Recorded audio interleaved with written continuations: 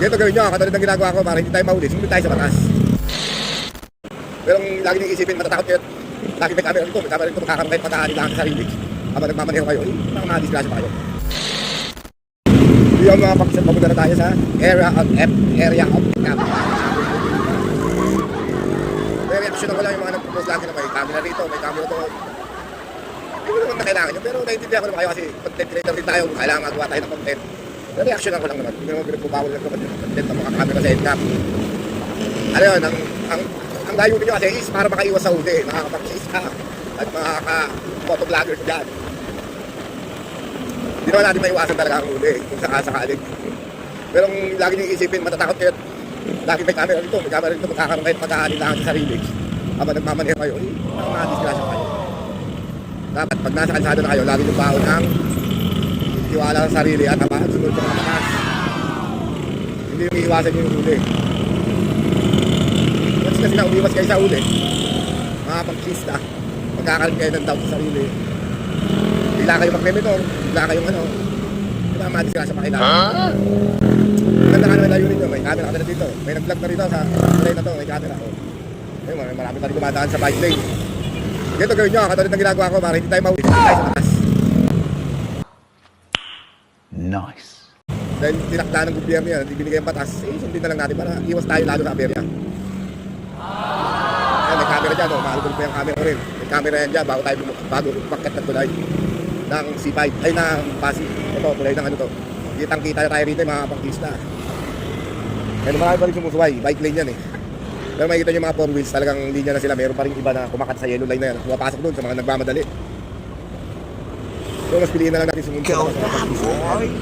Susunod tayo sa batas, hindi tayo pupunta dyan sa motorcycle lane na yan dahil alam natin huli. Kukunti lang naman eh, pag lusong nyo na doon papasok ng Pasig, putol na ang bicycle lane. So pwede na tayo doon gilid-gilid. Dito, anahan muna natin. Magbigay lang tayo ng konting oras. Marami nagpa-bike lane, ayun nagpupunta sa bike lane. Hindi nila alintana o baka marami silang pambayan. Yun lang. Huwag na natin takutin yung mga motorista na may camera dito, may camera dyan. Kung makapalingon pa yan, tumatakbo, di dali pa. Ako talaga, hindi ako dadaan talaga dyan dahil may camera dyan. Natakot lang ako. Kaya tama nga rin, naging aware. Okay, naman siya naging aware.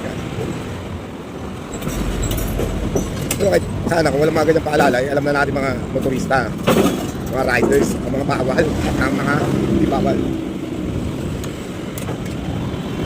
Solid white lane yan. Pwede yung manong ano. Pero bicycle lane pa rin yan eh. Wala dyan ako. Yan, kakanan yan. Hindi na yan mga pangkista. Kakanan yan. Isa pa to. Kakanan yan. Hindi na alam yung kadang patatak sa kanila.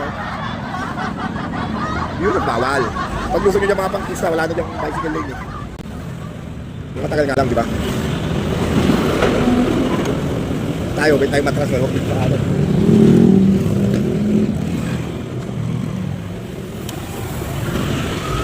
So, huwag tayo lalagpas sa linya. Pero makukuha lang pa tayo ng camera. Yan na, ayun na, lagpas na yung linya. Wala nang linya, diba? Yun na yun. Pero nainip din na mga pangkista ko. Ay, din eh. Doon pumapasok ko naiintindihan natin kung paano gumawa ng vlog. Yan mo, gumagawa na ng vlog. Paano mag-post? Shoutout sa inyo.